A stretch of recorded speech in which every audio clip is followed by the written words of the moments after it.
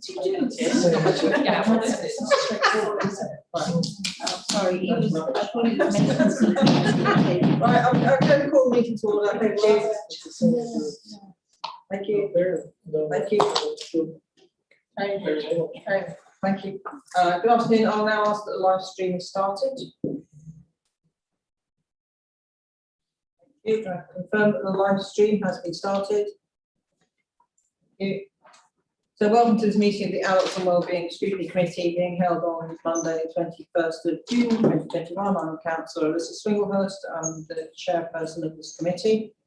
For those present in the meeting room, if fire alarm sounds, please leave the building by the nearest exit and proceed to the assembly area in the car park.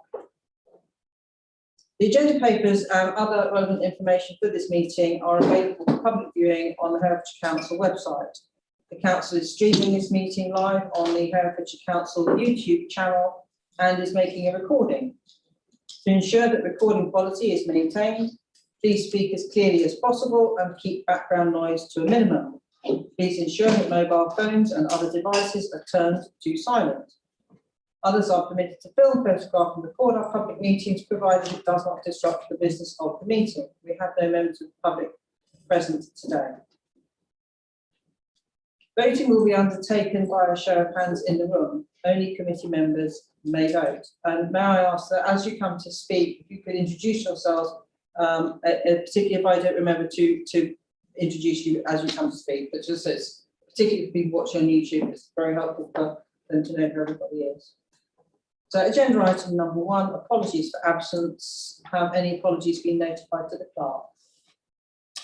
So we have all committee members present today, Chair, but we have received apologies from some of our regular invitees, which includes Paul Smith, the Assistant Director for Religious Commissioning, and Councillor Council. Thank you very much. Agenda item number 2, named substitutes. We don't have any named substitutes, so all members of the committee are present. Agenda item number 3, declarations of interest. Do any members wish to declare any Schedule 1, Schedule 2 or other interest in any agenda item? No, thank you. Agenda item number 4, minutes. The minutes of the meeting held on the 2nd of June 2021 are included in the agenda at pages 9 to 16 for approval. No matters of accuracy have been notified to the monitoring officer.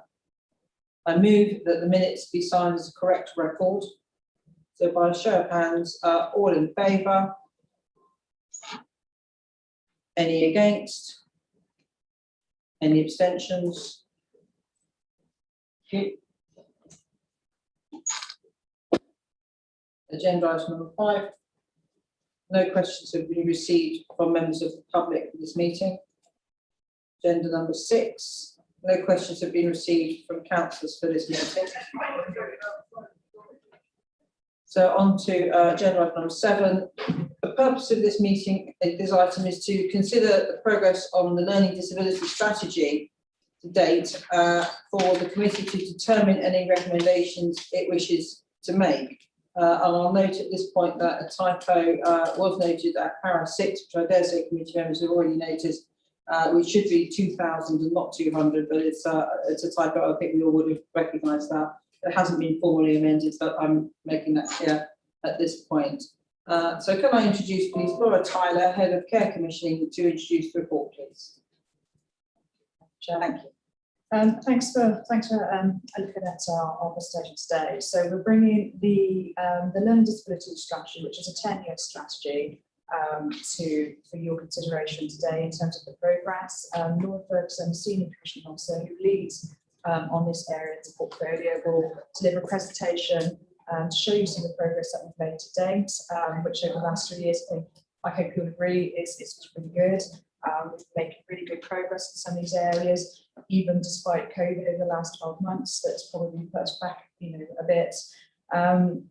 When we took it through to committee as approval in cabinet in 2018, one of the concerns was around the 10-year strategy being a long-term strategy. So it's really good for us to take the opportunity to come back and showcase where we are with some of these areas, and really for your views on where you think we are and anything that you want to contribute today. So I'm going to hand over to Laura. She's got a presentation and some really good, and I'm hoping they're going to play it today. I think Ben probably tested them, but we've also got 2 videos as well as part of the presentation that we want to also show you on some of the things that we're doing, what a difference it's making to TP2 service users who are going to talk about their experience. So I hope you enjoy that, but I'm going to hand over to Laura to start the presentation.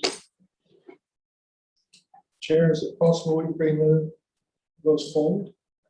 The screens, I don't think so. I think that because they're wired up, so it's would be very difficult to do that. But we'll just have to be attentive. We have got a bigger screen now.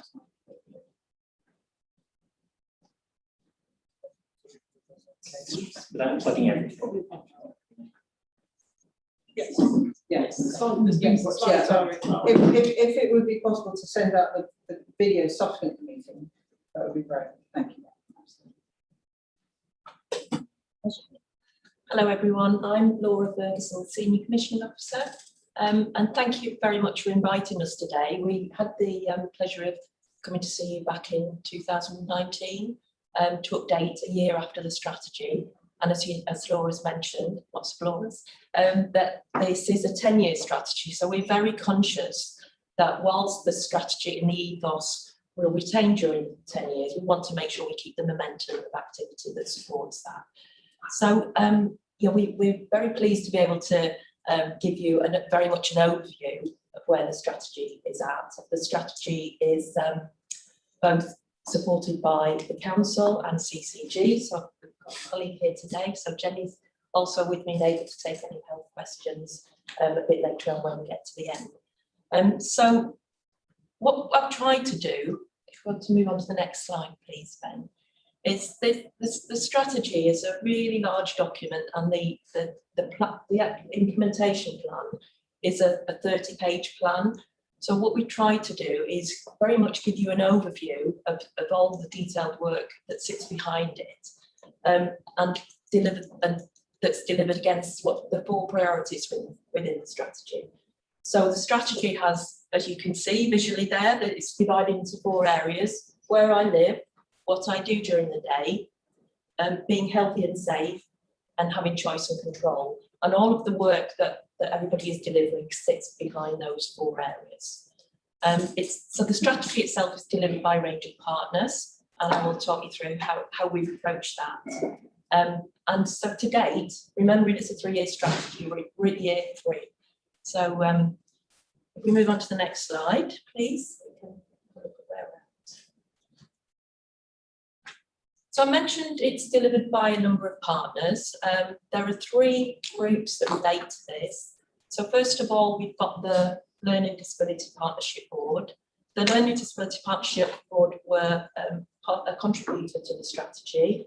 They are not part of the formal governance, but they are invaluable in providing an opportunity for partners to come together to check and challenge the work of others. And it does involve experts by experience, family members, stakeholders from CCG, the council, various departments, depending on which bit of the strategy we're looking at. So it is something that can link all of the bits of the system together.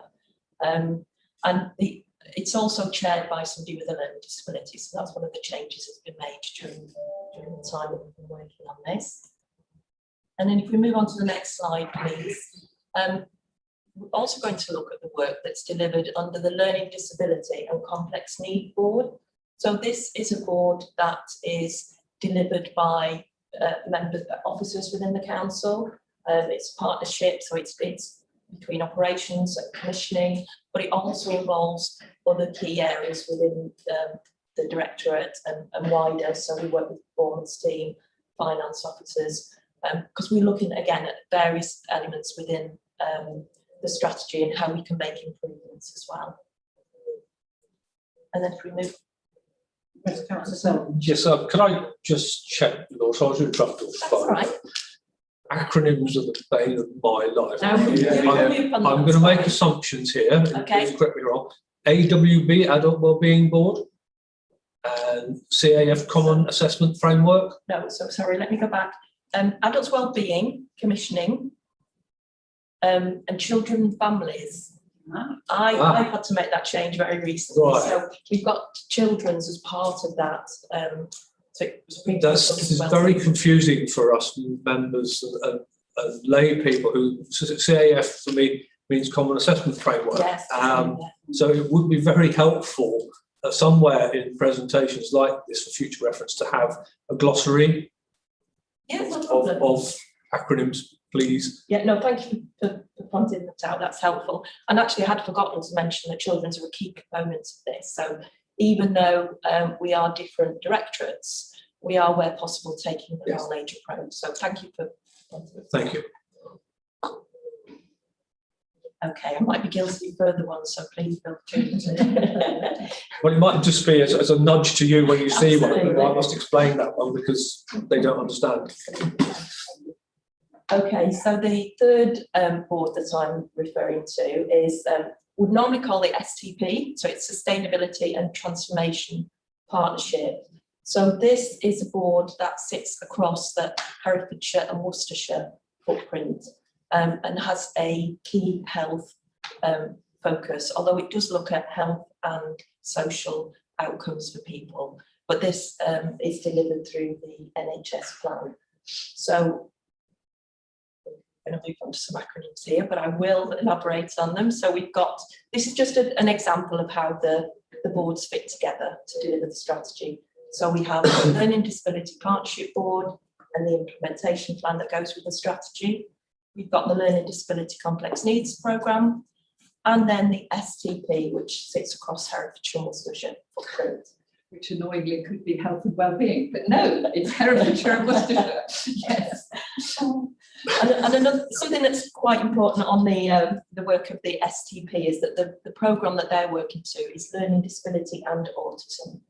So whilst we do have two separate strategies, so we have a learning disability strategy and autism strategy, for this delivery against the NHS plan, it also includes autism. Okay, so we're going to get into a little bit of the detail or an overview on the work that we've been doing. So I mentioned the four strands, the four priorities within the strategy. And what we've done is kind of bundled the work that sits under what I'm referring to as key tasks. So all in all, we've got 40 areas that we're looking at, so 40 key tasks. They don't quite neatly divide up into 10 per area, but more or less. So what I've done on the, sorry, I've moved on to the second slide. Apologies. So on to the next slide. How are we doing, Ben?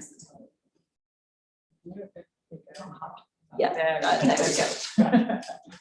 Okay, so I mentioned the four priorities, but if you look at the pie chart that's 3D, this shows how well we're doing against all the tasks within the plan.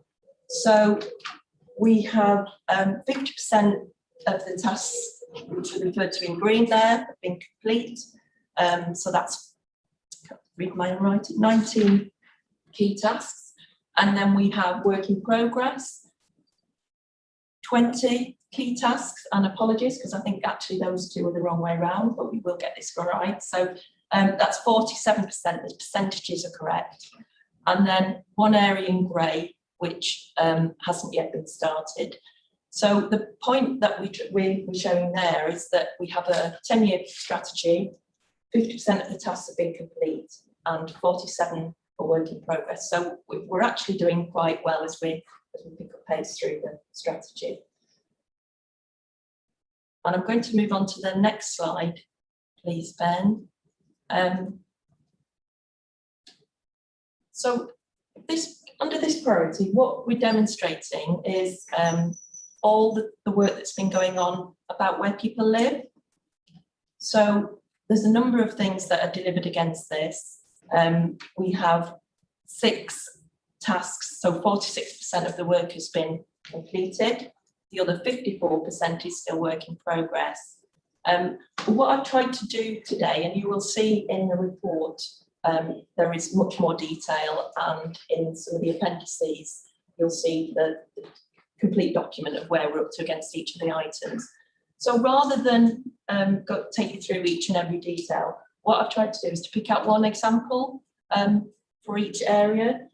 So the example that I want to show you today will actually be a video of somebody that we've supported to move into their own home. So as part of the strategy, we worked with our housing development group, and we developed some ordinary flats within a new development in Hereford. These individuals moved in, so it's a cluster of 9 one-bedroom units of accommodation. When people moved in, we put in additional night support for people because there was some concerns for them. They were very anxious. It was new for them to have their own place and to live independently. That night support after 12 months was able to be removed, and we're working very much towards building people's independence. So rather than me tell the story, I've asked somebody that we work with, Paul, to tell his story in his own words. So then if you would look at please. No, my name's Paul Bridges, and you're more welcome to my flat. My bedroom, which is tidy as normal, but sometimes it's not. Well, again, this is a part of my flat, which is double for a kitchen and living room. Brilliant. Where I can really socialise in and also cook. There we are. Which Okay. is nice tidy. Where did you live before, Paul? And did I just lived with my mum and dad. when you were in the family home, did you do things for yourself? Nothing, when I was from 18, no, well, I was about maybe 14 up to until when I was 28. I was doing like cooking with supervision and doing Cleaning. making a cup of tea, cooking, Washing up. cleaning stuff. Brilliant. Why did you want to get a place of your own, Paul? I really, like, this is actually a dream come true, this had, because I needed a break away from my mum and dad, anyway, and my mum and dad know I can capable of doing things for myself, which I did, and now I accomplished it myself. So you wanted to be independent? Yeah, I did. Yeah, absolutely. How do you feel about your new flat now that you've settled in, Paul? This flat is actually making me more happier. I am. At times it can be a little bit, I need to be more independent at times, because when I get up, I don't normally do about straight away. I normally go on my TV probably straight away.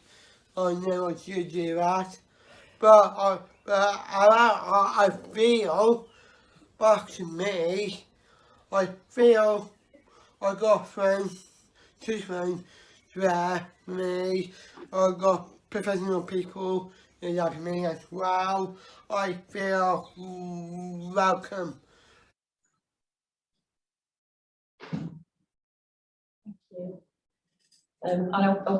Paul is keen to hear your thoughts and comments, so I promised him that I'd bring him tomorrow with any feedback. So I'm going to find that really difficult to follow, because obviously it was great, but so I'm just going to move on to The word's said enough. A dream come true. Absolutely, You want, yeah. what more can we say? It's the happiest time for him. I think that's brilliant. Okay, so I'm going to move on to the second priority, which is choice and control. So a lot of work has been done by the partnership board here to make sure that they deliver against the aspirations of the strategy. And as you can see, there's quite a high proportion that's been delivered. So we've got 85% of tasks have been delivered, and 15 is still work in progress. And if we move on to the next slide, what I've brought to show you today is a process that the Partnership Board have put in place. I mentioned they were really, one of the things that they do well is to check and challenge, and they're really strong on engaging with the community, the learning disability community and their families. They held an event to meet with people, to look at how they could meaningfully engage with people.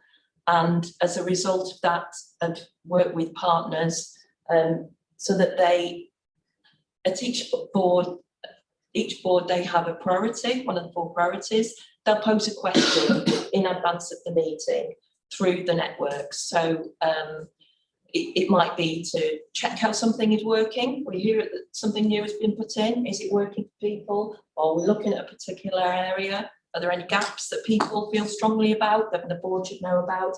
And then that information comes back through to the board in advance of the meetings. We tried to do that a few different ways. So there's kind of meetings that feed written information back. We've done some online questionnaires. We're developing some snap surveys. But at the end of the day, this is that we're asking people to, our facilitators to talk to, and our providers to talk to our customers. Yes. Thank you. It's Laura, just wondering, is that the wider community of the about 2,000 people you estimate throughout the whole county, or is that the 500 and 630 people who we work much more directly with, who would be canvassed? Yeah, I would say it's much more about the smaller cohort that is people that are supported by adult social care. I mean, we try to filter the work through to other groups, and we're building the list all the time. But we probably do strongly rely on our partners and our commission providers to have those conversations. And in a way, we've got that kind of stronger arm to do that with the delivery of our contracts. But absolutely, we're trying to get that wider message out there. And we also do that through carer groups as well. So that we are touching wider down, but I'd say you're right, the focus probably is on that cohort. So this information is delivered. Yes.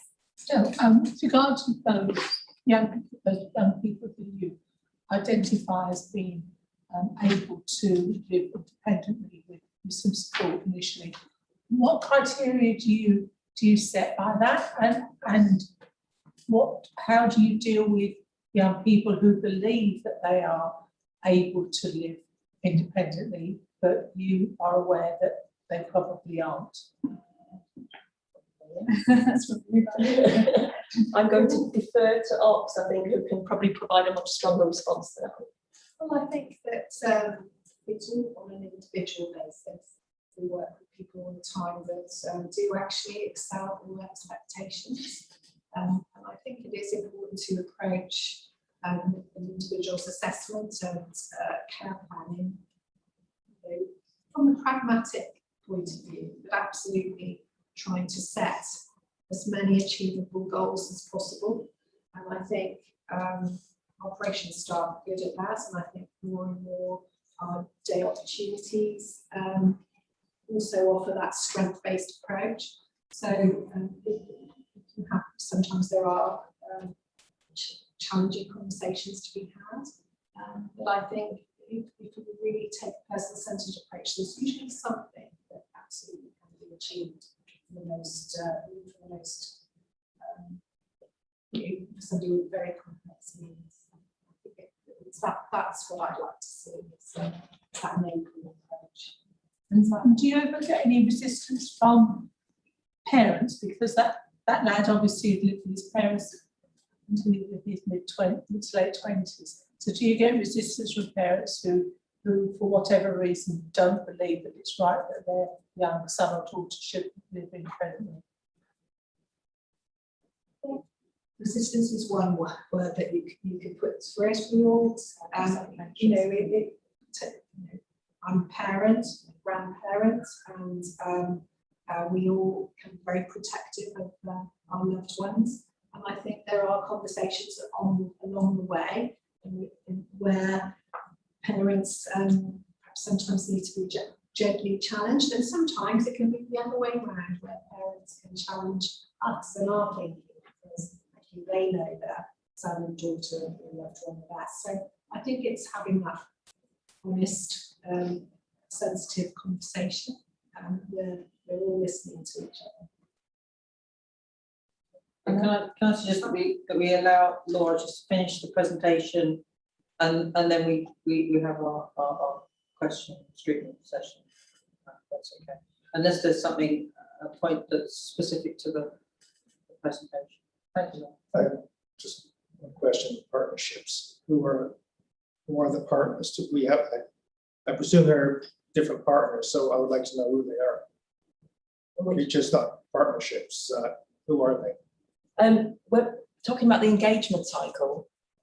So all of our stakeholders. So when we set out, we went out to all of our providers, all of the advocacy networks, and asked, are you in regular contact with individuals? And then we went wider, so we went out through the Making It Real group, and we also asked for individuals. So actually, when we frame a question, in some parts it goes out to a group, a member of staff that's hosting the group, and we'll have conversations with people. For somebody else, it might be directly to the individual or to their family member, and they can come back. So it's quite informal, and it can grow all of the time. So it is very much. So they're not partners in the way of where we're getting anything or buying anything from. In some parts it is, because we do try to use that position. So we know that we go out to our providers and we'll say, you're having conversations, you're supporting tenancy meetings as part of our day service providers. They have regular contact with people and have conversations with people. We ask them to reframe that and to ask some of these questions. Well, thank you. I just can't find any place where there are a list of partners, and that's my concern. It should be part and parcel of this, I would think. The partners that we deal with, there's no sign of them in this report. So, and that's probably because this is very much an overview, so that we do have all of that information. But Right, we can write yeah, If you would, that'd be very nice. yeah, otherwise we're going to be voting on an overview and we haven't got all the information. That's all. Okay. Yeah. Well, We need that information. It's fine, that's separate. Yeah. Because you've got your partnerships and you've got your networks. Yeah, as long as we know what that partnership is, because otherwise, when you say partners, this is very, it's not really telling us anything, and we have to take a vote on this later. And I'd like to know what's more involved. That's all. And I think because so this is the partnership board, it's all about building partnerships, and it's very much about informal and buy-in and as delivering as citizens, as opposed to formal governance procedures. Is where I would go with that. Whereas some of our groups are for different styles of partnerships. There is information on the Learning Disability Partnership Board web page within the council. It does talk about this cycle. It demonstrates some of the conversations, the feedback, so what people have said and what the board did. So if you want to have a look on there, that you can kind of see some of that work in progress. Okay, and then I'm going to move on to the third priority, thank you, Ben, which is about what people do during the day. And it won't be any surprise that everything that we do during the day has changed, hasn't it, since the last 15 months. We kind of did a test the water to look at how well we're doing. So 50% of the original tasks on there have been delivered. A number are still work in progress, so 40%. And then we've got one area that has not yet been started from the original plan. But to tell us a little bit more about this and what that means, I do have another video clip, but just to kind of lead you into that. As I've mentioned, the last 15 months have been very different for all of us. And we've all changed the way that we do things during the day and what we're able to do during the day. And I wanted to be able to share that with you through, again, an individual story. So this story will tell you how somebody's adapted to COVID and what it's meant to them. but there's also some lessons for us to be learned from that as well, in terms of how people can change, how we can use assistive technology more. And one of the things that is work in progress at the moment is looking at day opportunities, the review of that, how we can use more assistive technology. And so that all forms part of our learning as well. So we'll read into the video, and then Tracy can tell you her story. My name is Tracy Crump. I am the chair of the Herefordshire Learning Disability Partnership Board, an editor for Our News, Our Views, a participant at Echo About Face Theatre Company, and a trustee of Herefordshire MenCap. When lockdown started, I thought I would find it hard to cope, but I found myself really busy. Like many people, I used my laptop before, but now I used it every day, and I learnt to use a lot of different ways to attend meetings. I liked Zoom as it was easy to use, but I find Teams and WebEx more difficult. Some weeks I could be really busy with meetings and rehearsals, and some weeks it could be really quiet. I live with my partner, so I had the company, but missed seeing my friends in person. However, seeing my friends online kept me in touch.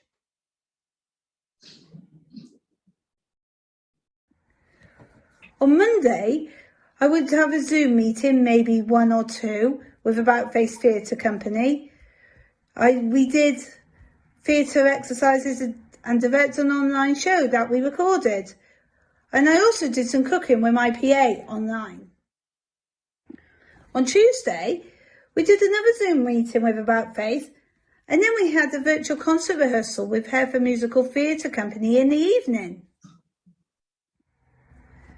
Wednesday saw me FaceTime to stay in touch with my parents. It was good to able to see them, even if we could not meet in person. Thursday, as an editor for Our News, Our Views, a monthly magazine for people with a learning disability, created by people with a learning disability. We met on Zoom every week to ensure that our magazines kept going. It was important to keep making Our News, Our Views, as it helps other people to keep busy during lockdown and let them know what is happening.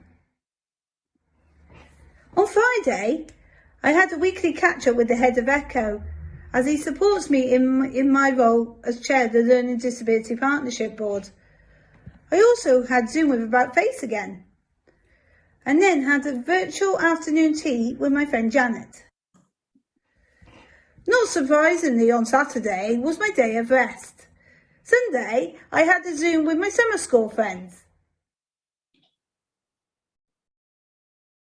Thank you. And as you can see, that's part of a wider piece that Tracy's done.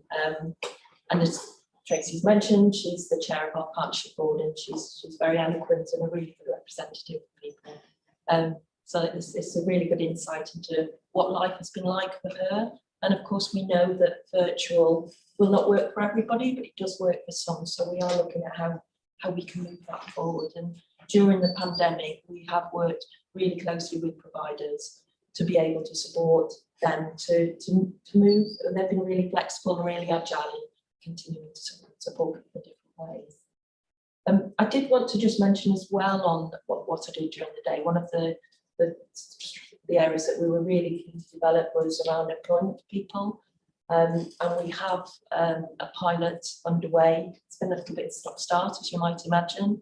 It's had a few additional challenges given the climate. But we have been able to support one lady into full-time employment, and we have been able to shift our figures considerably. So Herefordshire is now looking like it has 7.1% of its learning disability population. So we count, the count is from the adult social care population, so the 590 figure, which is not only above nationally, it's above West Midlands as well. So we shifted ourselves considerably, and there's quite a lot more work we want to do, but we have been stymied because of the climate. So we hope to be able to pick up on that. And that's actually one of our grey areas that's a component related to employment as well. So I'm going to move on to the fourth priority then. So this is about being healthy and safe. And as you can see here, we've got 20% of the tasks complete, and 8 as work in progress. And Jenny and I were just reflecting earlier that the plan as it was set out was about perfection, if you like, in this area, and it didn't really put any measurable targets on. And now we've got the 3-year plan, the NHS in place locally, that does very much give targets, and we're already kind of above national averages and really hitting targets. So obviously we want to do more, but that does very much reflect why there's a lot of yellow, because we haven't been able to say, right, we've finished. The other thing that I did want to mention as well, because I think it's again a really good news story, and we should be celebrating, is that the work of the leader project, depending on how you pronounce it. So this is learning disability mortality. It's a national piece of work, and it's something that we've been delivering, or CCG and health services have been delivering since 2017. It's about notifications of deaths of people with a learning disability, and it looks at what happened, where there's room for improvement and using the learning. And all of that is tracked and traced, in lots of detail.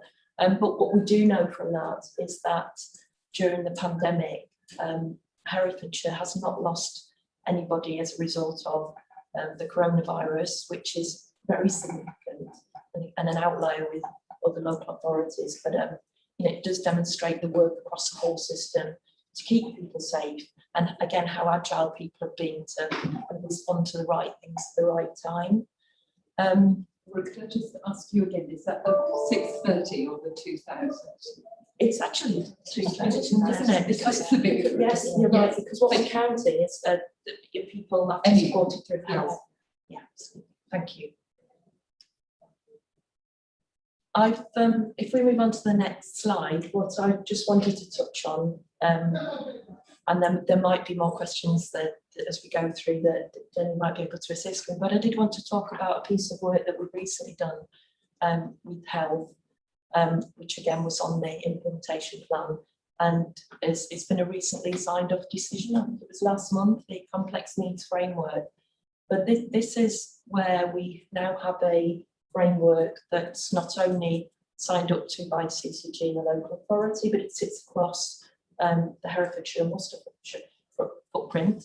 But it's about supporting those people that in the past we found really difficult to support, just because they're such a small cohort. There's problems with economies of scale, getting the right providers, specialist providers, and it's meant that in the past we haven't always been able to find the right solution for them at the right time in county. So we do have some individuals that supported out of county, or there might be residential solutions where we're actually like to be supporting them in supported living. And this is about 3% of the adult social care cohort. And most people are joint funded, so they have CHC funding as well, continuing healthcare funding. So this is quite significant for us that we now have this shared joint framework, and we can develop more bespoke solutions for these individuals that have very complex, often forensic, high risk people to support within the community. For our providers, that they need a really comprehensive approach. So we're really pleased that we've been able to come on board with that together, and that we'll be able to deliver through that framework in the future.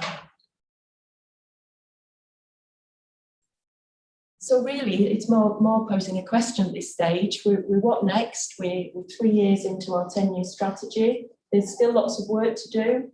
We've already started to kind of, I guess, hone our baselines. So where we said we'd improve something, we're now starting to say we'll improve it by this percent and this target. So we're able to measure much more carefully and make sure that we're getting the right outcomes for people. We can check that out with people. Is what we, just because we said we've done it, is it working? That's what's really important to us.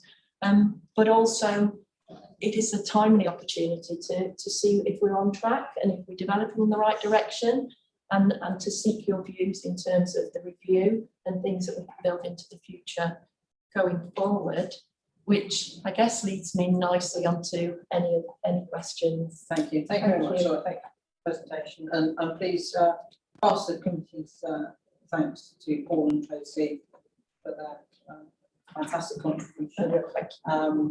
In fact, Tracy's very much put me in mind that we just finished Learning Disability Awareness Week, and the theme was art and creativity, I think. And you think there's a wonderful example of how important arts generally, but performing arts specifically, are involved with about face and Harvard Music Theatre. Fantastic, you know, really good to see. And she's a born performer. She's really Great, yes. excellent. But also, I love Paul as well. Just heartening to see independence in his life and his home, tiny live, and just he did a wonderful job. So please, I'm sure committee members will comment individually on that themselves. Very impressive that a plan that's only 3 years old has got 50% completion of original tasks. And that made me just think, okay, so original tasks, is this plan a fixed plan or is it iterative? Is it iterative? Okay, all right. That's good to know. Now, one thing that did jump out at me a bit at the looking at the RAG rating table, which I think you referenced on your pie charts there, which is the Council NHS and exemplar employer, which is work yet to be started. And I just found that like, wow, surely that would be such low-hanging fruit. It would be on the floor, low-hanging fruit. So please, why is that not being started? And there may be a recommendation around that to say that both the council and the NHS need to step up and get on with that. So is there a specific obstacle? Well, no, it's probably more about capacity to deliver on that. But we've certainly been having early conversations, and we've been talking to some supported employers as well, supported employment agencies as well about support with that. And we've been talking to people. So is it a resource issue or a human resource issue, or is it actual money that's the problem? No, or is it, it's more about overview and getting started, just because we're balancing lots of priorities. But I've already got meetings in the diaries between people, and we're having those early conversations. So I think it'll start very soon moving as well. Yeah, I mean, I think that definitely we could make a recommendation around that certainly in terms of Parish Council, we're not responsible for the NHS, but Parish Council should do all this. It's not down to willingness at all. Everybody's really facilitate and expedite that, because I feel we should be doing it anyway. That's my view. Really happy to see the experts by experience on the Institute Awards. I think that's always that voice, the voice of the service user, and the voice of the people who have that personal experience is critical, and I think that's starting to show. Is there an update on the dashboard? So the dashboard has been kind of coming and hasn't quite happened yet. The dashboard, year one, we tried to do a whole system dashboard. Okay. And we are having conversations now about kind of fine tuning that. It might have been too aspirational, too early in gathering all of that data.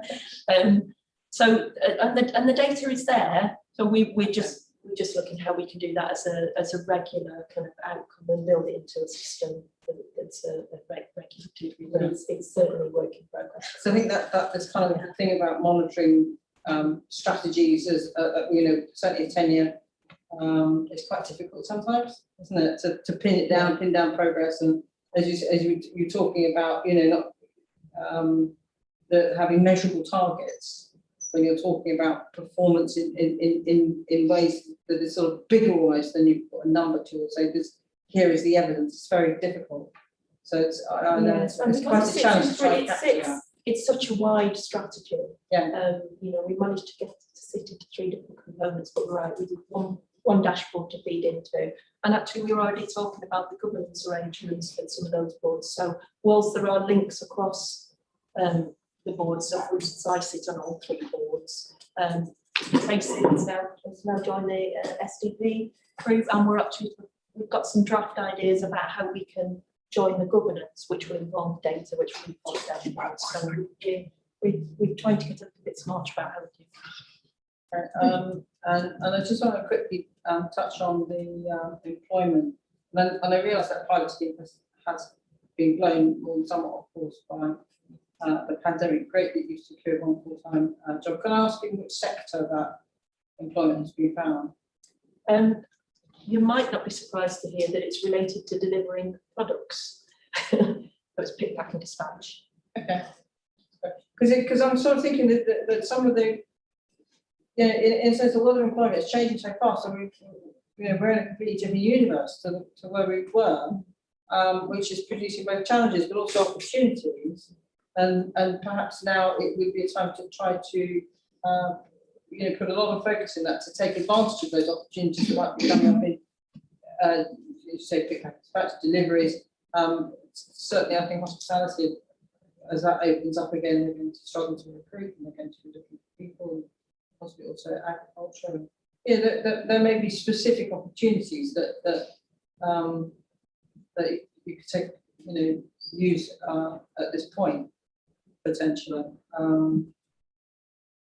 So I was just wanting to also to mention remote working, because a number of, I believe, people with autism may feel a lot more comfortable and in control being able to work remotely. And obviously, there's been a revolution in people, employers grasping that that is practical. So I'm wondering if that is something you will also be able to be active with. Yeah, I think it's definitely a sector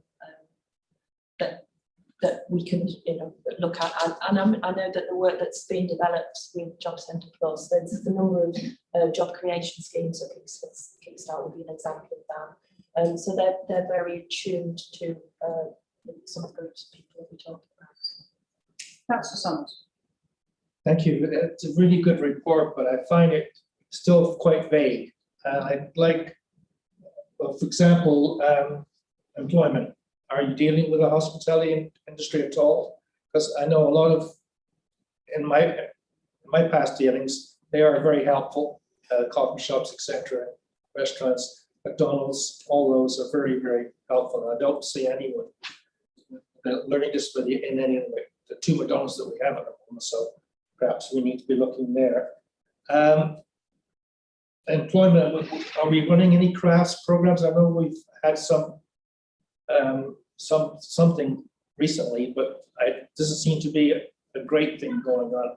I think it should be a priority, because once you get to crafts, etc., it leads to jobs and leads to other things. And if it doesn't lead to jobs, it leads to selling of crafts, etc. So I think there's a very successful place in Ross for men or something. I think it's something we probably need to look at in that respect. And the main thing, I think, and where it's getting more and more, is assistive technology. I think we really need to be looking at this very, very closely. A lot of autism children are very good at technology, I've been noticing. So I think it's something we really need to be looking at. Oh, and there was one more thing, if I can come back, if I can get my brain working here. The cost of care planning process. It's when you're looking, this section is very different to the adult section where we're looking at elderly care. So you've got two types of caregivers here. And we have, of course, there's a big problem of getting caregivers in the first place. Is there anything in place that that kind of separates them or gives them the training they're required to take care of disabled people, or no? Just because there are, it's quite a difference, quite a broad expanse there. I'm not sure how plugged in we are to it. You're talking about Care as well. You got residential placements, ensure support planning, etc. is in place. That means you have carers going in and supporters. That's quite a bit different, supporting disabilities than it is to supporting elderly people. There is quite a process there. So do do we have carers to cover both ends of it, because it's difficult, Yes. that's all. Yes, what we hope have at the I get moment. through finally. Yeah, no, what we have at the moment is a number of frameworks. So we have a home care framework that delivers personal care support to older people within their own home. And then we have a supported living framework, we call it, and that's generally working age population, people with a disability. And they are, as you say, a different skill set. They attract different staff members, that what they're doing is different. With the supported living framework, it's much more about the building independence, ordinary lifestyles, and with the home care framework, it's much more about meeting personal care needs for that. So you're right, we do host two separate frameworks. There's a whole different set of specifications around what we expect. And we're actually, I haven't touched on it today, but we are revisiting our supported living framework. Whilst it's fit for purpose, but we think there's so much more that we could do with it to improve it. And that's And you mentioned assistive technology as well, and I know I've only touched on it here, but we do have a number of pilots for this, an assistive technology program going on, and some of those pilots sit across some of the work that we're doing. That's what I would like to have seen in this report. I'm sorry, but I would have liked to see, even if you're only touching on it. You did touch on it, but very, very slightly, and you must have more in the works than that. And we need to know, because we are getting questions now, and it is a big deal. I can probably add a little bit to that. Mandy. For us, from an operational perspective, we've been taking part in the disability strategy and also in the review of how we move forward operationally with commissioners. We've changed recently our pathway into adult operation, adult social care, so that instead of people coming through on transitions into wider teams, locality teams, all young adults now who look to be needing health and social care go to one young adults transitions team. So those workers are working with commissioners, but also experts around technology, of which I am not, so that we can actually look at these different pathways and what will work for these young people coming through. Hopefully by building those blocks really early on in those conversations coming into young adulthood, even before they're adults actually, we're hoping to really maximise some of their skill base that they've already got, but also making sure that it links into new accommodation, training, and whatever care and support needs that they've got. Thank you. Yes, Councillor Marsh. Thank you. Looking at page 51, I know Paul's not here, but I'm sure you're on top of it. The very compact slide that you kind of provided us with. I noticed that savings in the top right-hand box, that savings of 1.5 million are suggested, which on a 20.9 million budget is a significant amount. And you know, I'm all for that, but I would like to know a little bit more about, is that being more technology or less, something that people have got used to? Could you give us some idea of the ways that you are hoping to press forward and both continue the good service and provide that saving? Yes, so I think it's all the projects come from the premise of improvements for individuals. It's about enhancements for people. And I'm looking at getting the right level of care and support. So there are some, so the Just Roaming project, for instance, is a pilot. It puts in technology into people's home, obviously with consent. It learns patterns of behaviour. It learns when staff is required, and it helps us actually plan for people's care and support going forward. And so these are projections around the expectation is that there will be some removal of some support that isn't required and promotion of independence.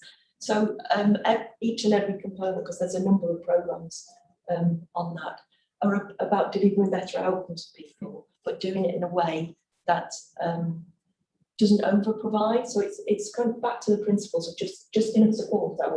I would suggest. So the costed care plan is another example. It's about understanding exactly what we're buying and making sure we're buying enough and not too much, and that it's based around better outcomes for individuals at the end of the day. It isn't about compromise on the experience for our customers. It's the programme you mentioned, the one that looks at footfall and kind of goes, oh, no one's got up since. Correct. No one's got Yes, up that's this morning, the one. so better give a ring at 11 o'clock. That's right. So it's a responsive service as opposed to a sleeping member of staff. That Yes. Yeah. That's Selden. Thanks, Chair. First of all, I owe you an apology. I found the glossary on page 49 eventually. I have an inbuilt dislike of the use of pie charts to illustrate percentages, because it doesn't actually tell me percentage of what you're measuring against what. So I've disregarded that part of the report, and I went on to the bit that's got the rank ratings at the bottom, which I found far more helpful. What I'm interested in asking you about is how are you benchmarking, and then by whom are you benchmarking against? I guess it depends. There's lots of information that as local authorities and as health, for instance, we report through to ADAS, there are comparators. So we're able to benchmark against other local authorities within the region or nationally to be able to set our targets. But also, I don't think we try to push our own boundaries as well. And so we, for instance, some of the targets that have been set are already above national averages. They're already very, very comfortable, but we're obviously trying to get as far possible down the line. I don't know if that answers your question. It does to a degree. I'm kind of, it's interesting you say you're benchmarking both locally and nationally. We have a group of comparator authorities that we use generally to measure ourselves against lots and lots of different activities that we undertake.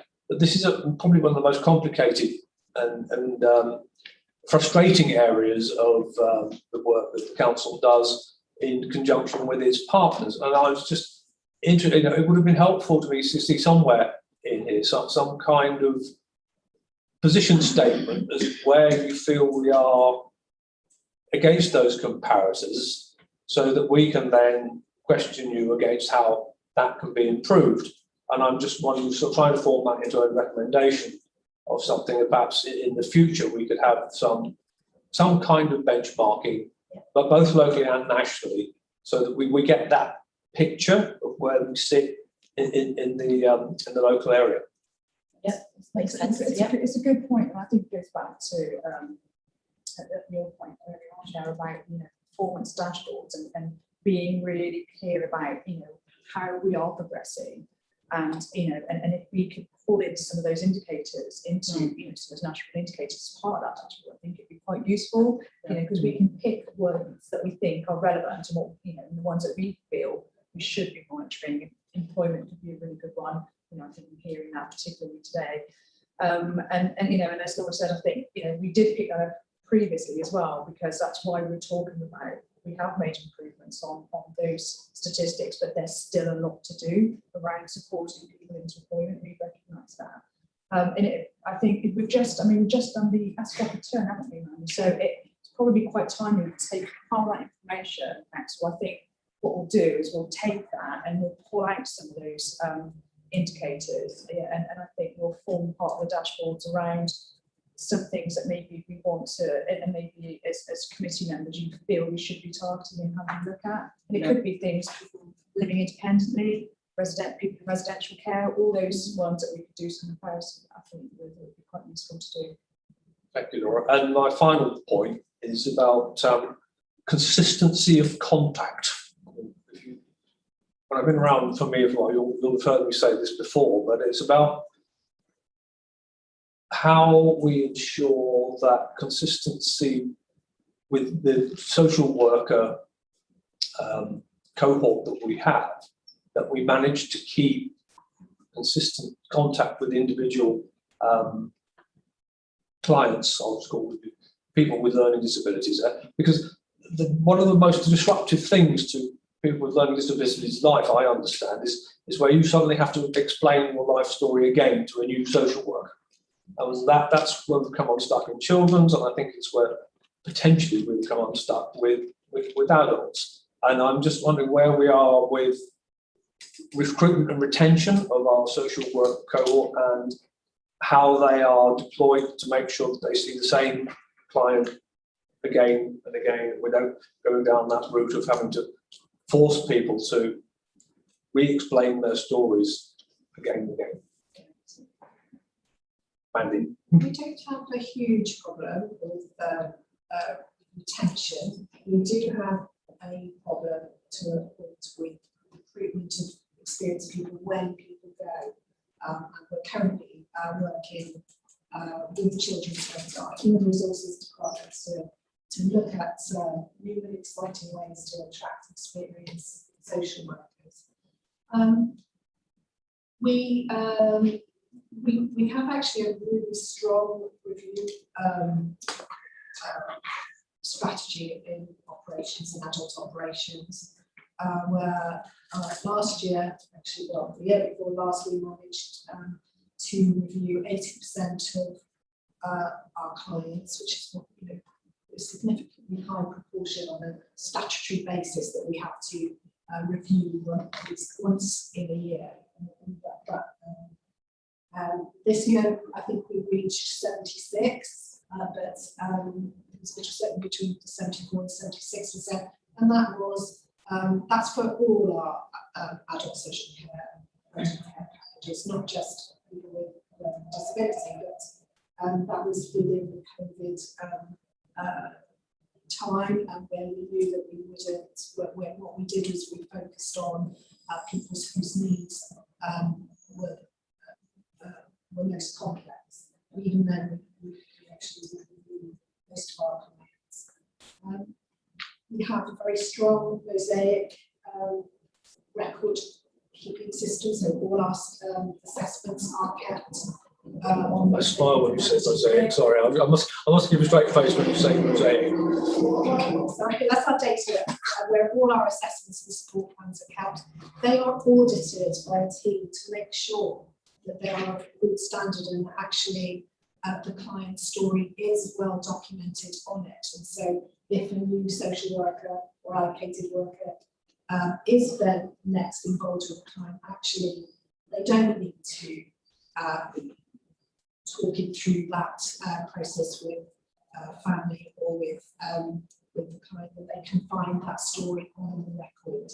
And like I said, that is audited not by my own staff, but by a different department, so that we can actually, we're not marking our own homework, as it were. But having said that, each time a new situation happens with somebody, of course, you need to get to know the person if you are new to the situation. And while that might be frustrating, it's important to ask and have that dialogue in order to engage and form a working relationship. But I'm sure we're not perfect. I don't think the local authority operations department is. But we really do strive in that.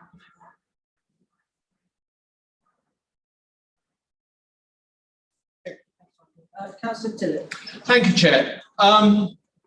It's interesting, actually, going a little bit further down the line in terms of my colleagues, because there seems to be a bit of a theme that, to quote Councillor Summers, vagueness, and I guess it's an inherent problem with an overview. And I don't know as and when this matter ever comes back to scrutiny again, but perhaps next time, perhaps we could have a bit more nitty-gritty. The overview is incredibly useful, but there are lots of details that aren't there, and often the devil is in the detail, and that's what we want to scrutinise. one example of that, for instance, was going to be, and probably still is, the whole reaction to COVID, because obviously the reference to it on page 46 is understandably quite vague. Tracy's contribution was a great help, and what you've said about the absence of any fatalities is also really heartwarming. But certainly I'd hope at another time we could look at how the whole service has dealt with COVID for those with learning disability. And I think this is a wider issue, Chair, for the whole council, for every service, that sometime down the line we need to be able to reflect and look at responses to COVID. One very small observation. I looked at some of those easy read guides that you produce. Fantastic. In fact, quite frankly, I wish more of what we were provided with was of a similar template. Officers, please note, or indeed presenters, please note. But there is a lot of signposting to wish, which of course is very much changing. And a bit like Councillor Selden alluded to, it's change that can be a great enemy for many service users. And so I think it's quite important that we look to be changing that signpost as soon as we are confident that everything is in place for Talk Community online, or at least that the two run in tandem. That's a small detail, but not irrelevant. I do really want to come back to Councillor Marsh's question, where the devil is in the detail, on a slide with the smallest font you could possibly put of cutting 1.5 million. And this is a bit of a theme tune, and certainly if Paul Smith was here, I could probably hear him rolling his eyes, but smiling in acknowledgement. 1.5 million to be saved by modernising, commissioning, assessment and service delivery. Well, cut away the management speak and the terminology. My concern, my question always is, what does this look like to service users? And I'm just a bit concerned that your reply to Councillor Marsh, whilst talking about better value and making sure we don't oversupply, actually basically comes down to cutting the services that any individual service user may be receiving. To take £1.5 million out of the budget, and no one pretends that you're going to be adding, but I would still be much more comfortable to understand how some of these cuts are going to look to individuals with learning disabilities. Can I take that question? Yes. Or at least that last point. Yeah. So you have the commissioning programme, which has got that efficiency target. Then there is the Care Act and the Care Act assessments, which I'm responsible for. We don't approach our assessments to make cuts. We approach our assessments in a strengths-based way, which under the Care Act is absolutely what is encouraged that we should do. And to look at somebody who has assessed eligible needs, or even assess needs that would meet the Care Act's eligibility criteria.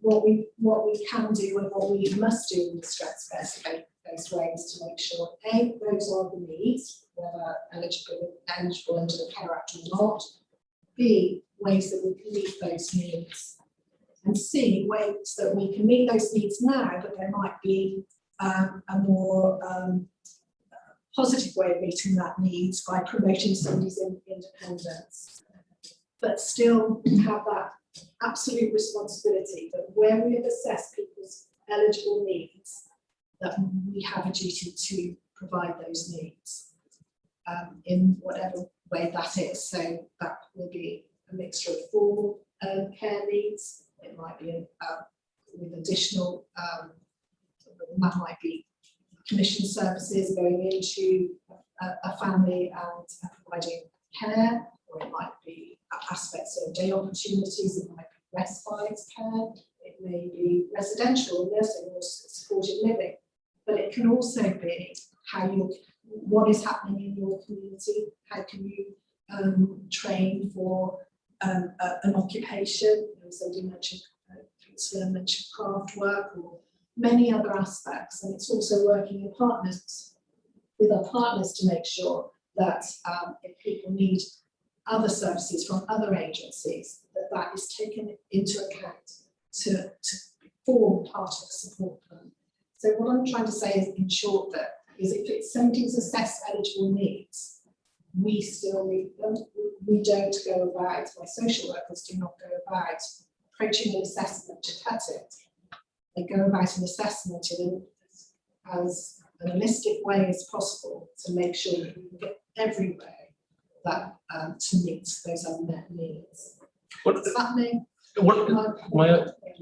I completely understand that, Mandy, but I would assume that is how we provide all sorts of services for all sorts of people, assessing their needs absolutely accurately and providing them, and providing them in the best possible way with the best possible service. So I'm not quite sure how that can sit when we're alongside or within a framework that says you have to save £1.5 million.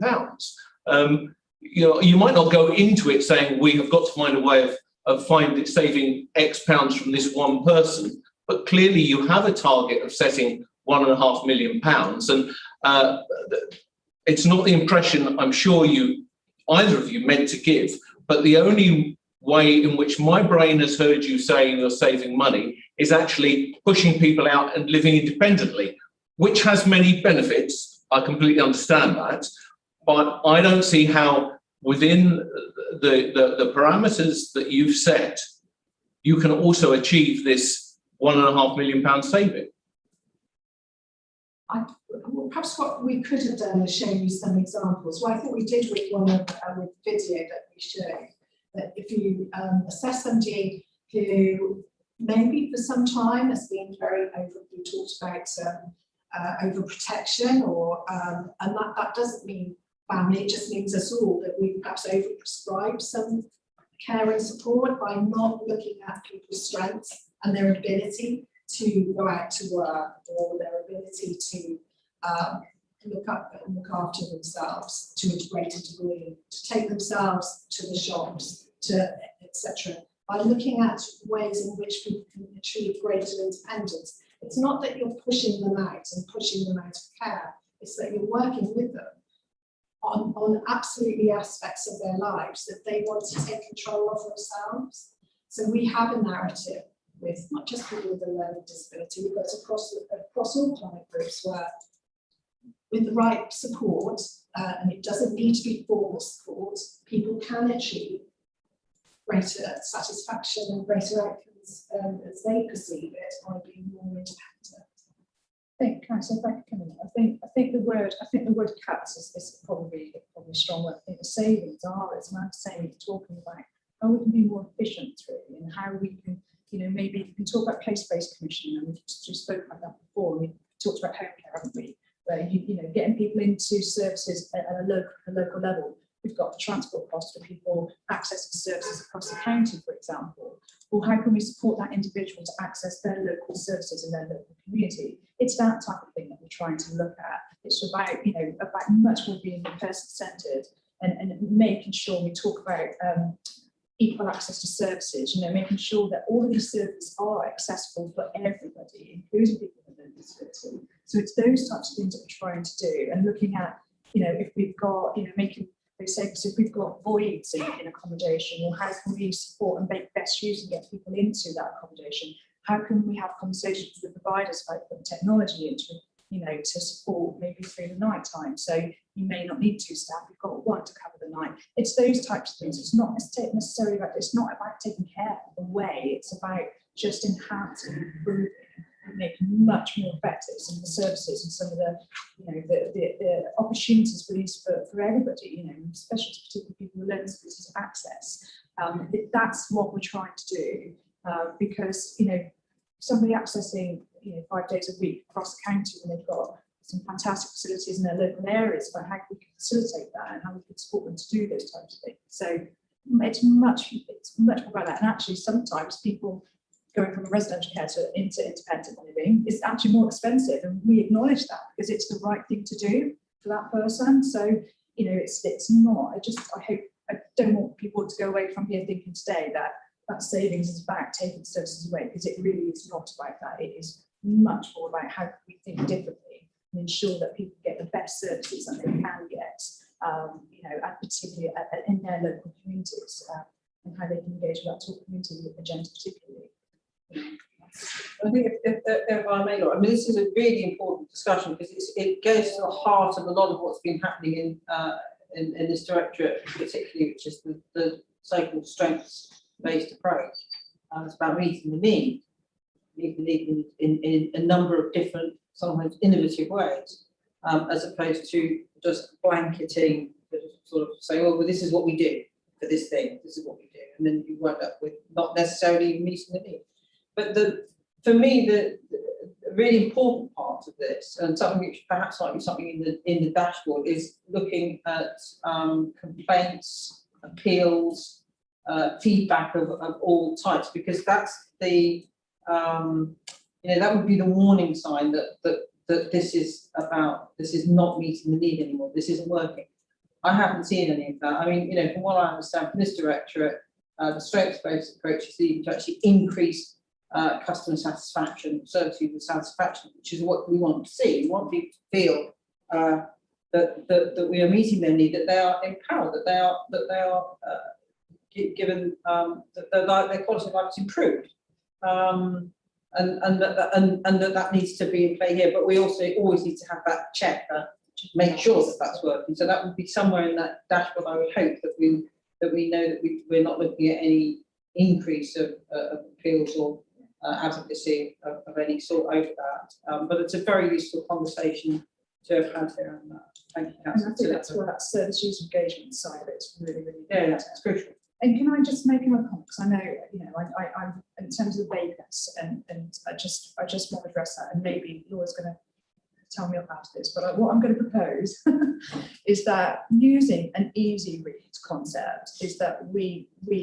pull together the action plan and update it, and so you've got that detail, and then we publicise that actually on our website, because there is so much work going on, and I don't want people to go away thinking that there isn't, and in fact I asked Laura to pull some things away from the presentation because they were so detailed that you couldn't read, and so I just said, look, just go with an oversight, but I absolutely take your point. So let us do that piece of work. So I think it would be really useful to give you that oversight, pull in the partnerships like Councillor Summers, as described. We'll get all that information, we'll publicise it on one page, and we'll commit to do that piece of work, because I think it's a story to tell, and that we are progressing quite well, and there's a huge amount of projects and work going around on this area. So should we call it an action plan update? Or? Yeah. Great, thank you. Councillor Summers. Yeah, back to, I think that's a good idea, because it will allow us to have that information, and if we get asked a question, we have an answer for the question. And because right now we really don't, unless we go searching for it. So a simple. One thing I really like about this is the Bill of Rights. Now, the CARE Act is probably one of the strongest pieces of legislation that we know of, next to the Mental Health Act, which is basically the same thing. I think we need to be making more of this. I'm not sure what's on Wish. I haven't seen this on Wish. I'd like to see this. I'd like to see more stuff about children's rights, all of that stuff. I think we need to start promoting more. And this Bill of Rights is excellent. I think we should not be hiding it. I think we should be putting it out there. I think this has been music to the Learning Disability Partnership all the years. It's been debating how it can progress this agenda and push the Bill of Rights out further. So would really appreciate support and ideas on that. Just reading it, for someone that's disabled in any, whether it's mental, physical, or anything, this is going to make them feel better without going any further. And it tells them their rights, and I think everybody needs to know their rights. So I think we should be, and you know, this goes back to other things we've had going on in the council in the past, since 2018. We need that stuff out there so people do know their rights and they do know when to go question it. So this is great. Thank you. We can have a recommendation around that. Thank you. Councillor Marsh. Thanks. It's a couple of points. One was a short one in reference to Mandy explaining that we had a bit of trouble attracting experienced staff, and I wondered if we had a programme which did enable people to progress, because I'm always a big fan of trying to get the tech or anyone else to provide opportunities for our own staff to grow, to address, you know, to give us some candidates. Yes, when we they're happy. do. We do have a programme that's supported by Michelle James, head of transformation in the workforce development team. I started as an unqualified worker in the county, so that shows progression that I'm AD. So there is a programme. We have arranged. We have our unqualified workforce at the moment. We gain the experience and they can apply through to our apprenticeship programme, either to the apprentice occupational therapist or the apprentice social worker, which is a 4 or 3-year programme respectively. Children's are also participating in that. We have a programme with our local university, or a range of universities that offer placements throughout the year, up to 5 placements for different universities, to be able to recruit from that. All that leads us to a healthier position, I'd say, in about 3 years' time, as that programme. We have 4 apprentices coming, well, they'll be qualified next year. Then the year after, we've got further 2, and then the year after that, there should be a further 4. So gradually, we will get people in, and they will become more experienced. What we're really focusing on is people who've really got that experience, have got the best interest assessor award, that have got experience in mental health, or practice education. It's that layer that some of our workforce has reached that layer, or we're at that point. But gradually, as people leave for retirement or progression in their careers in health or wherever, that's where we're having some difficulties recruiting those experienced qualified workers who can frankly much more in other areas, or just the sheer geography. If you're living in Birmingham, you can go to you can work in Coventry, Solihull, but it's quite a long way to get to Herefordshire. So it's really trying to sell Herefordshire, what a wonderful place this is to work and live or travel to, etc. And that's got to be our focus. Well, I welcome what you're doing, and I hope you will be able to take it up the next step. But yes, the substantive thing I wanted to ask about was whether we have an issue with, we've got 2,020 people with learning disabilities, we've got 600 plus we look after. Do we tend to have people falling into us as their parents or whoever they're living with, their sister, or because if we tend to inherit people because the family are no longer able to provide care, is that a common happening, or do the self-funders tend to say self-funding? I'm just wondering, do we get new people? Say, you know, I'm a 40-year-old learning disability person and my mum and dad have died, and I've been left a house, but I haven't got a clue. So do we then, we would then inherit?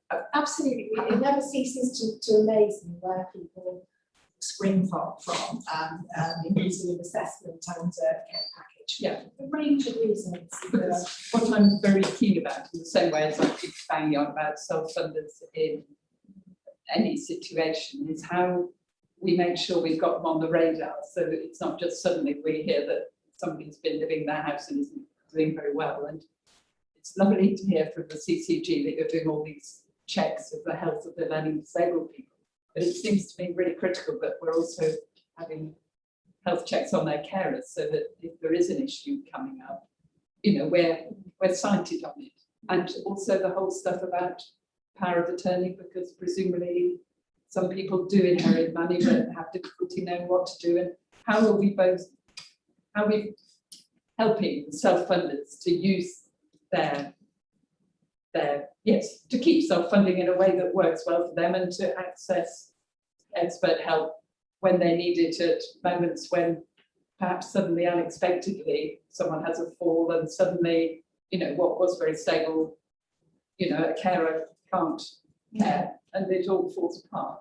We don't see many with learning disabilities come through our system who are self-funders and become self-funders. We do.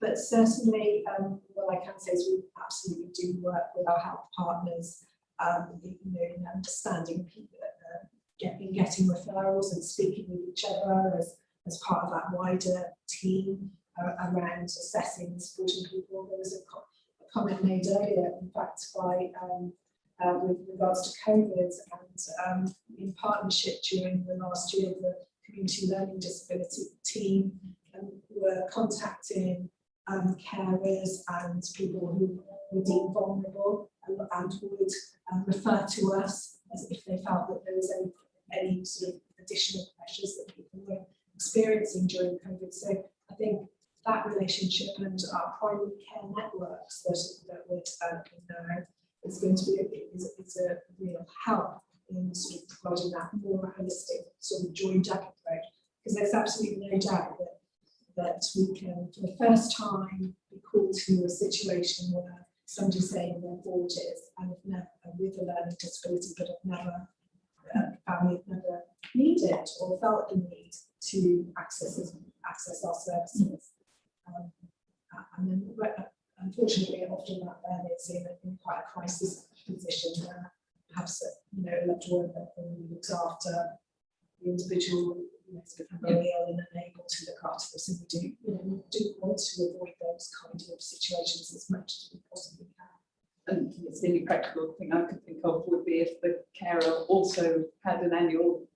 I mean, I'm just trying to think what would enable you to have the best chance of understanding a little before the crisis, that might be time for a little conversation about.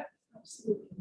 Perhaps I could add to that. So I think very helpful to recognise the annual health checks for the individual who has a learning disability, but part of that is also to identify and support the carer's needs. And I think we'd all recognise that by and large our GPs will be very aware of their patients and who may be needing additional support or not. So I think that, as Mandy's just described, the next piece of work for us is to really focus around our 5 primary care networks, which is around practice and GP practice, and now organising themselves.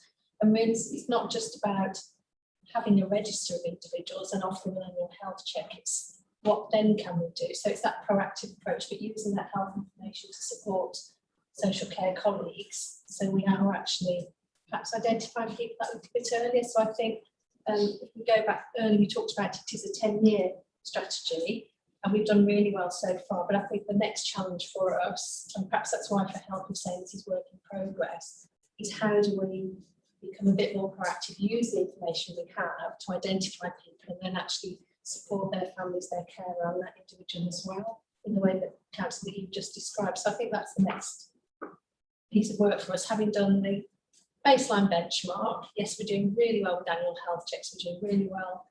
We've supported a lot of individuals to receive their COVID vaccinations. So in terms of keeping people safe and healthy, so now we have to build on that, don't we? I think what you just described is the next stage for us working together. At the risk of sounding like a poorly broken record, I say this almost every meeting. As soon as I hear the footprints of the primary care network, and that's how you will know about a cohort. You will not know about Herefordshire residents who are accessing their primary health care from a Welsh GP. That is true, and that's the system that we. So if you have any expectation of being cited on that, you need to have a conversation with the Welsh over that. and that indeed may be a subject for entire scrutiny all by itself. But it's you know, something to flag up. Not a vast number of people, but there will no doubt be some there, and then you won't know about them. Yeah, same as for somebody mainly vocal doing structural. Yeah, but it's particularly gnarly on the Welsh board Yes. because of the divergence of the Yes, very different systems, aren't they? administration. Just flag it, I would do. Thank you. Can I ask one more So question? yes, Councillor Summers. go ahead. It's probably better for Paul Smith, he could probably answer it, but something you might take back to him, is being into the European, separate from Europe now, is affecting our carers at all at the moment? Are we No. seeing anything? We're not seeing that, councillor. Are we looking at Europe to hire? I know when it comes to the NHS, they'll be hiring nurses from wherever they can get them from. Are we doing the same thing? Because there's a, you know, might be negative, but we get our fruit pickers from Europe, and carers the next best thing, I think. So maybe we should be looking at Europe for carers. I'm just wondering if it's affected us at all. It doesn't seem to be having a particular impact at the moment. I think nursing staff is always particularly difficult. Even the NHS struggle, as you know, for nurses. So, you know, we do have our care homes, our nursing care homes, who will go for nursing, you know, for nurses, not necessarily in the EU, but you know, outside of the EU, who do come into the country, and really good nurses actually, very good and provide really good care.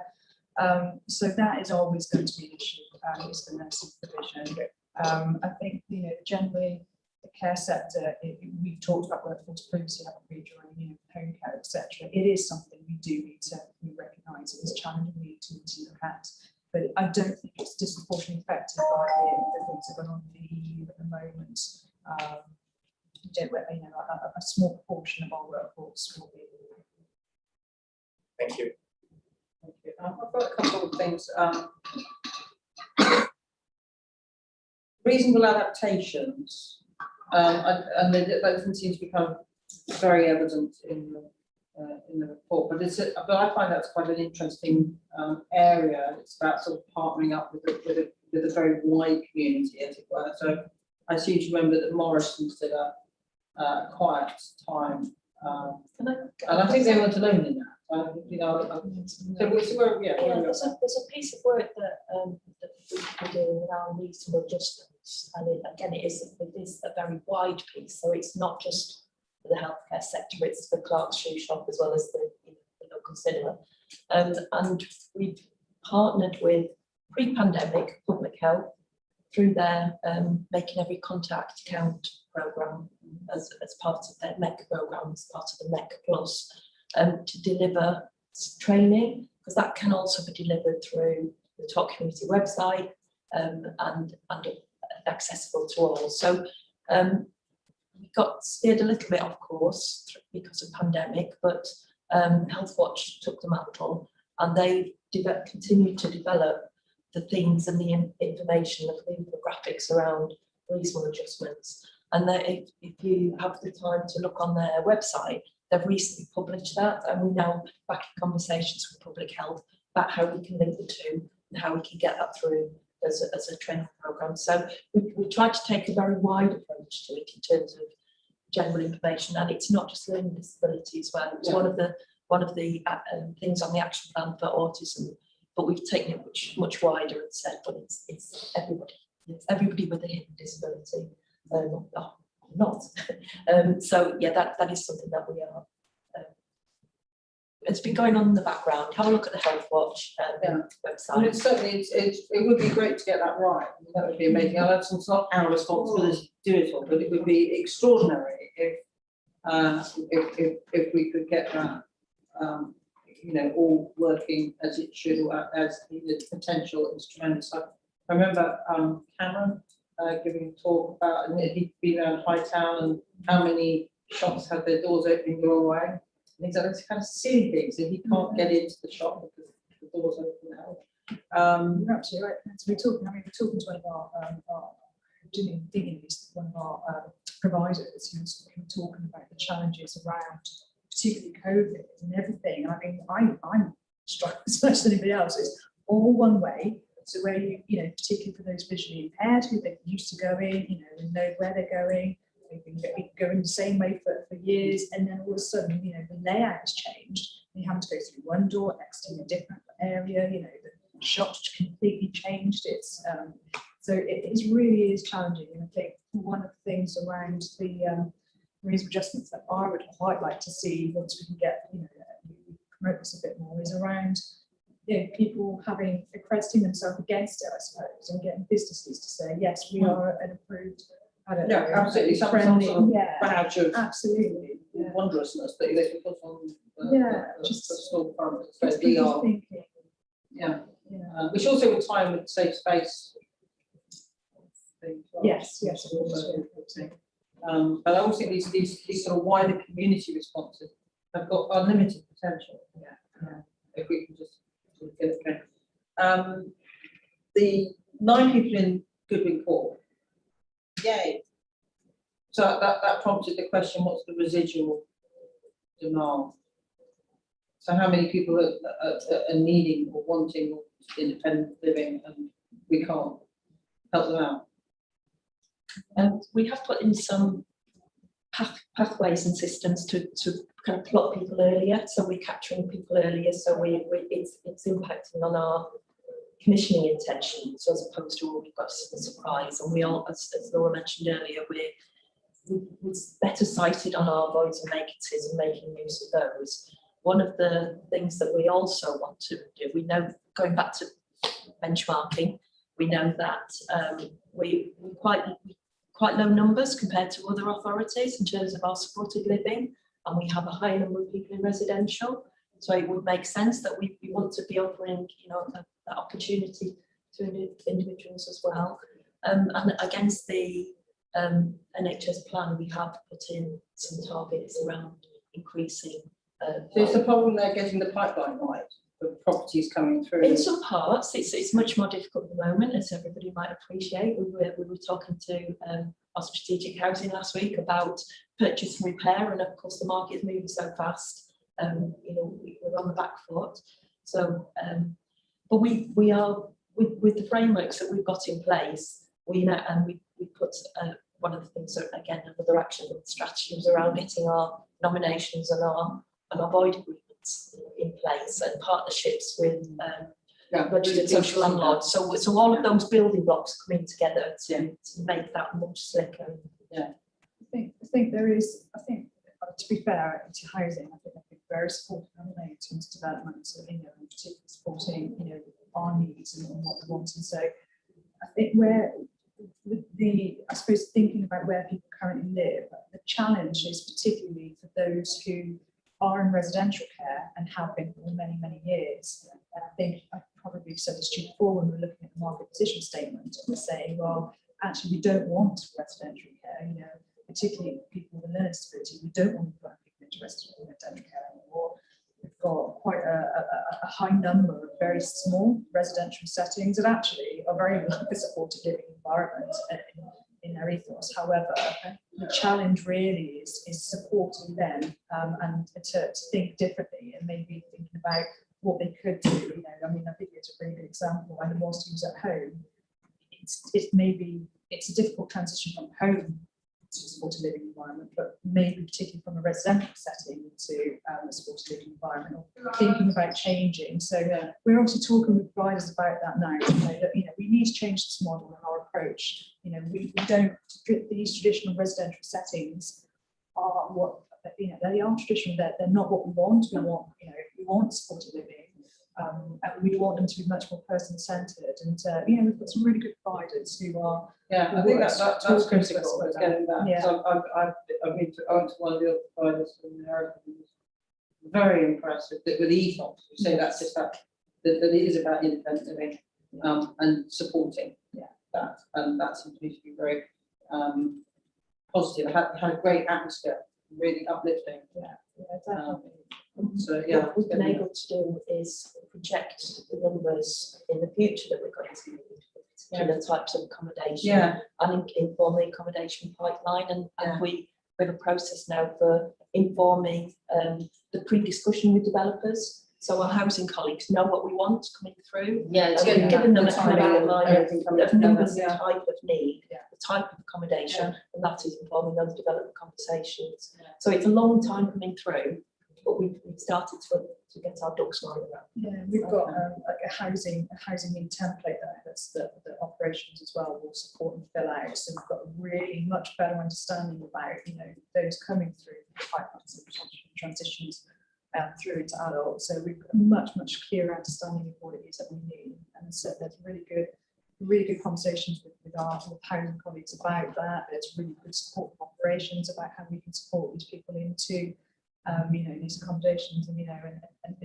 I have to say for us particularly, it's such a joy just to see that video, because we went to visit, didn't we, when it was in development, you know, so to see how it's changed somebody's life, you know, and it's just it's a joy, and we want to be doing more and more of that, you know, really creating that, you know, and telling people to, you know, there's no reason I don't want to be at home 28 either, you know, I couldn't do anything worse.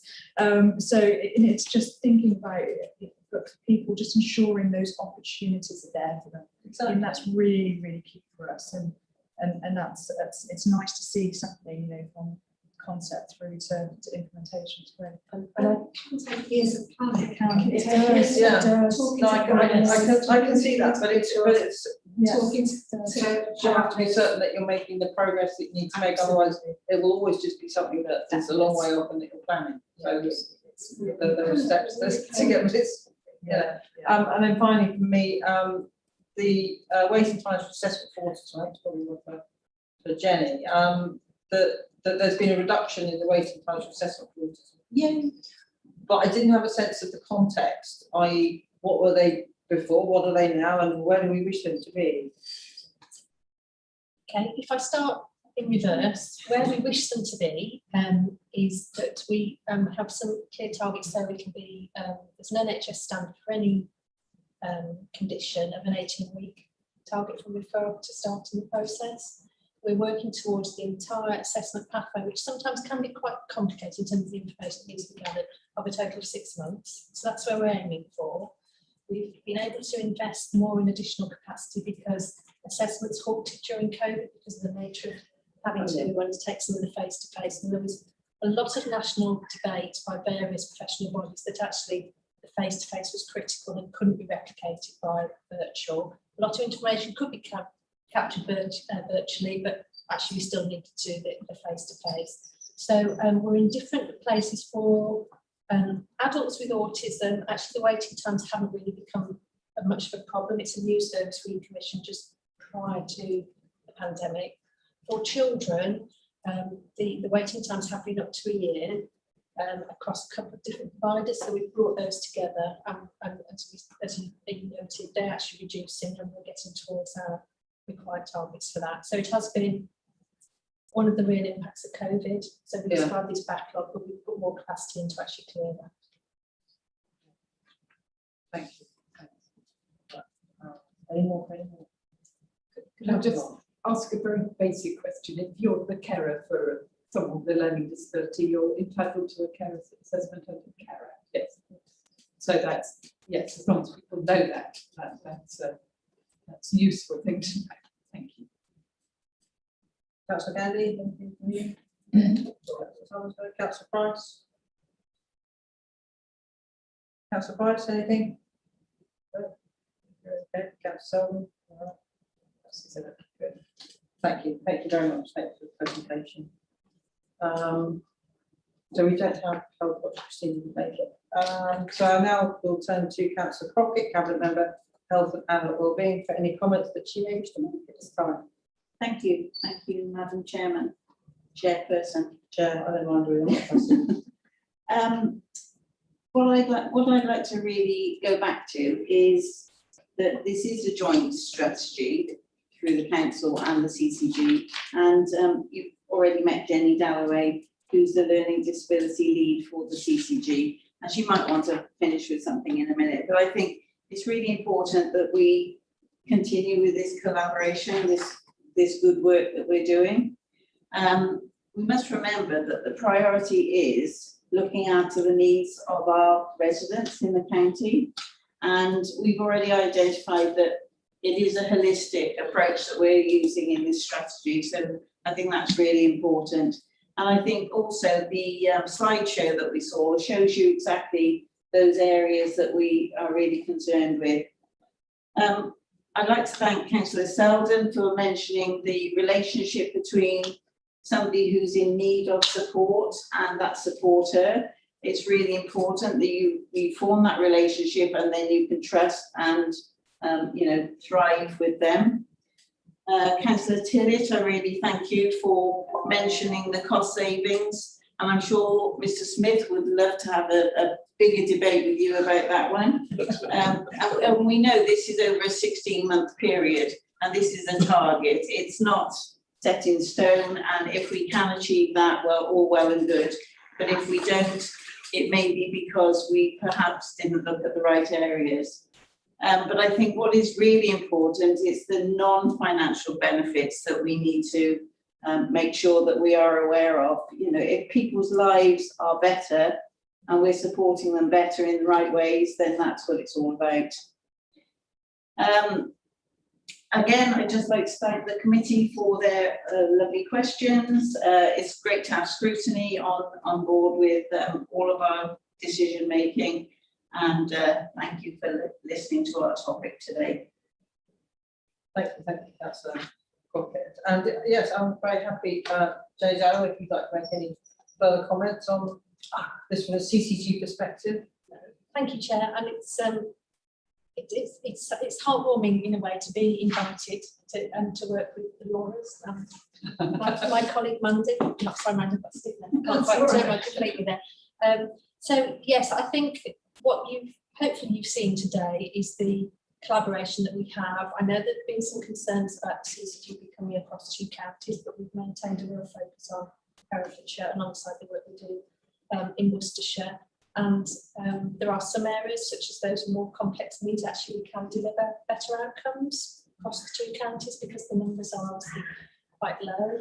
But actually having that clear focus and some real work for us to do together.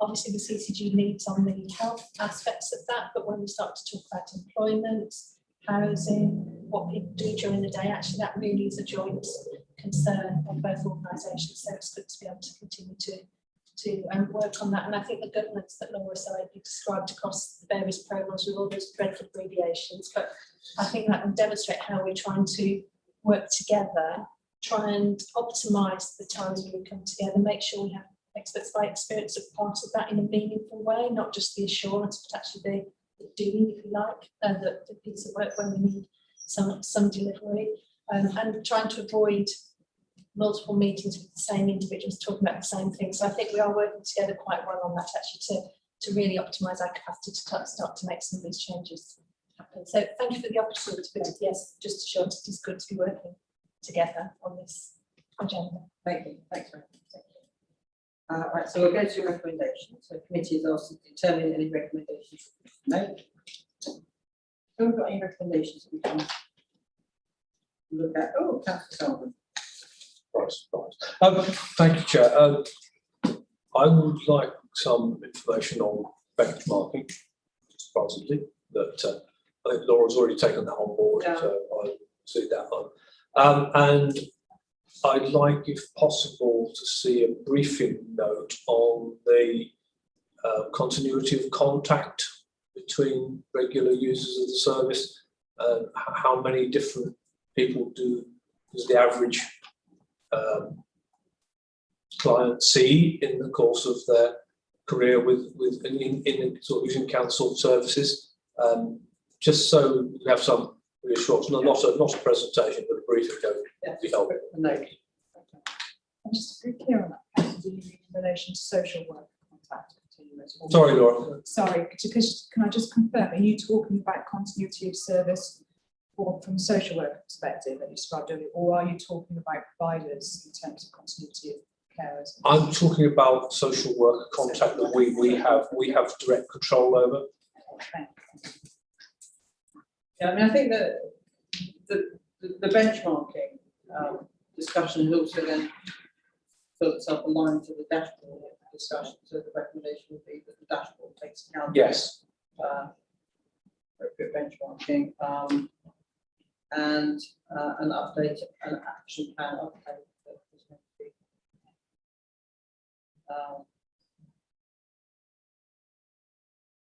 be. The Bill of Rights, the council finds a way of supporting that through comms or whatever. Yeah. The council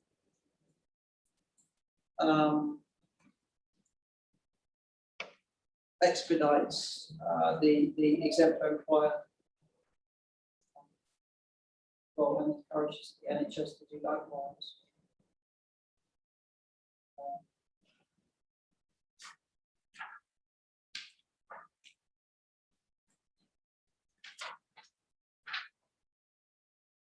Do you have any other recommendations? Councillor Summers. Yeah, we seem quite dependent on providers. I would like to see more information on providers. There really isn't any. I don't know how many providers you have. Maybe you have 10, maybe you have 5. I'd like to know what kind of work those providers give us, et cetera, because I have no idea. So all I know is what council does, but I don't know what you get from those providers. I would like to know that.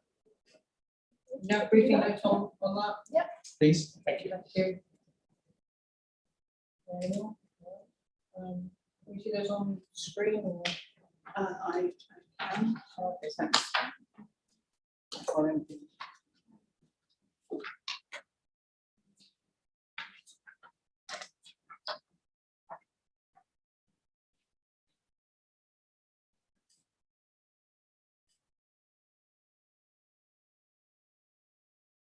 Any further comments, Councillor Crockett, on the recommendations? No, the recommendations will take away.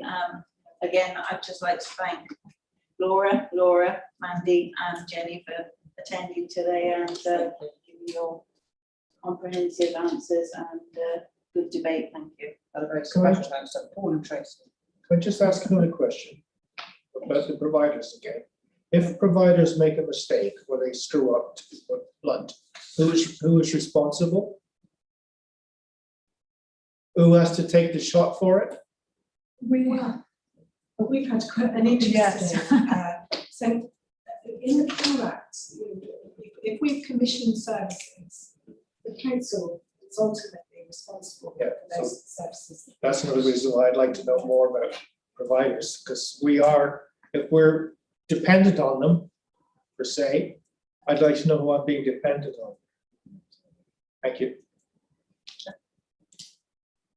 We have a note about being impressed at getting through 50% of the targets in 3 years and putting something up on the website that kind of highlights what's been done. Obviously, we all know there'll be plenty more, but it does seem an opportunity to explain the the many things that you've bounded through in the 3 years. Okay. I can't see that. No. Well, I can. There are advantages sitting this far away. What do you think? Would you like me to read it too? Read whatever you like. We won't know. Exactly. Well, I think it will work. Oh, well, that's okay. I can just see that. Yeah, marvelous.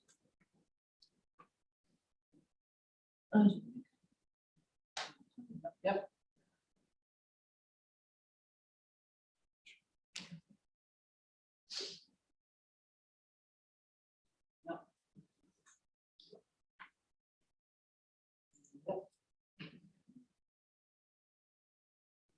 Benchmark.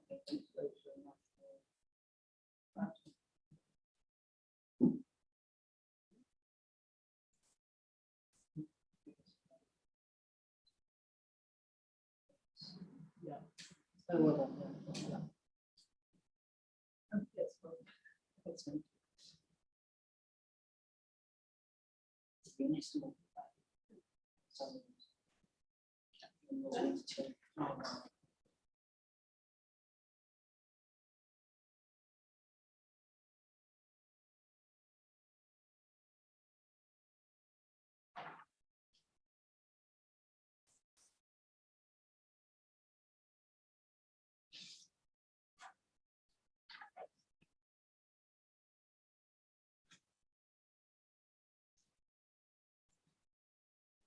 all members of the committee able to see that?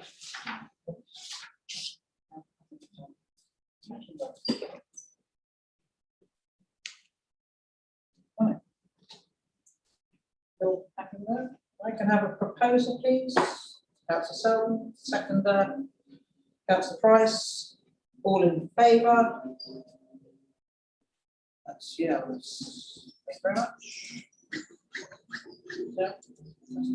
Right, thank you very much for the Doris. Right, so we'll now move on to agenda item 8, which is our committee work programme. The committee is asked to consider the draft work programme referenced in Appendix A, which was published as a supplementary paper on the 18th of June 2021. The principal agenda item for the next committee meeting on Monday, the 6th of September 2021 is proposed to be out of hospital care, which will include continuing healthcare, discharge pathway, and self-funded. So the committee will recall we had a meeting to look at the work programme. Probably the most significant addition to the work stream was a proposed task and finish on face-to-face GP services. Do you have any further comments on the work programme? Okay, I'm going to say at this point though, due to the ongoing interest in continuing healthcare, but the continuing healthcare, which is part of anyway the September scrutiny and intended to be so, just looking at hospital care, it's like to carry a little bit more weight in that meeting in order to address the sort of ongoing concerns being raised by members of the public, which so just to flag that up, that we will need to have somebody present at that meeting. Councillor Mark. Just make a particular point was that on the continuing healthcare, I did notice that in our last meeting, the CHC explained that they were just about to have a board meeting on the 4th of June and that they would sort it all out in 3 to 6 months. And I really did try very hard to find anything about the CHC programme board. Yesterday on the web, there was absolutely nothing. And I'm assuming it may be a public board. I just would very much appreciate it before we come, I would appreciate the answer to that before we come to September to look at it. When in fact in September they will have had June, July, August. They've given themselves 3 to 6 months, so they should be well along by then. But I was discombobulated by the absence of the board on the website in any way that, or on the internet in any way that I could find at all. Okay, thank you. So we also have the schedule of recommendations and responses. The committee will note that the schedule of recommendations and responses is included in Appendix B, and this has been updated to include the response from Herefordshire and Worcestershire Health and Care Trust on the refurbishment of the Stonebow unit, and the recommendations from the meeting on the 2nd of June. So it's now suggested the committee work programme for the committee 2021-22 as set out in Appendix A be agreed, and the schedule of recommendations and responses be noted. So all those in favour, please show it. Just say there doesn't seem to be any response yet to our remarks on the care strategy in March. I just wondered whether those might be expected. I'm sorry, as someone new, I don't know how to it's not immediate. No, takes a while. That's all right. Gandhi. Dave, can I go back to the proposed task and finish for the GP access? Yes. Do we have a lead officer? Not yet. Sorry. Yeah, but it is as you, the update that was sent out on the 18th. So that's there's no further progress that I'm aware of. Thank you. Okay, so back to where we were at. So all in favour, please show. That's unanimous. Which is then takes us to agenda item 9, the date of the next meeting. The date of the next meeting in public is Monday, the 6th of September 2021 at 2:30 p.m. I formally close this meeting. Can I check with the Democratic Services team that the live stream has been switched off? I mean, I know Thank you. Excellent. Thank you.